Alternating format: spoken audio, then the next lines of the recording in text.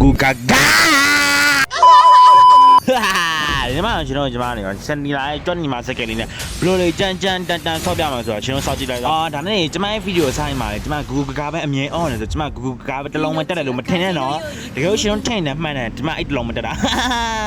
ဝယ်စားရကြမှာပဲကျွန်မနေပါအနီဘတ်ဘလူးဘတ်လူဆောင်ဖြစ်တယ်ကျွန်မနေပါသူတို့ရဲ့အနီဘတ်ဘလူးဘတ်ရဲ့တွေ့ကြည့်နေတဲ့အချိန်မှာပဲကွယ်သူကနည်းနည်းလေးဖြစ်နေချိန်မှာကျွန်မ flying shot လေးကောက်ပြီးကျွန်မပဲကောက်ယူလာဖြစ်ပါပေါ့နော်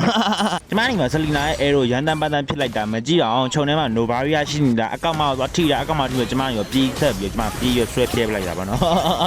ဒီစလီခြုံထဲဝင်သွားအမြင်တော့ကျွန်မနေ arrow လှမ်းပြလိုက်လာကွက်တီမက်ဆီတော့အဲ့နဲ့ကျွန်မပဲသူ့တော့ကပ်ပြလိုက်ဖြစ်ပါပေါ့နော်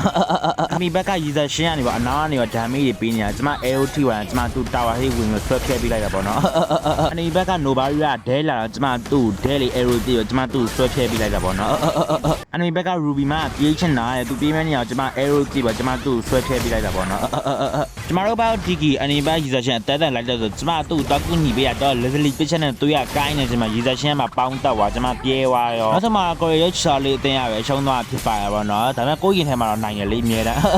Vito TV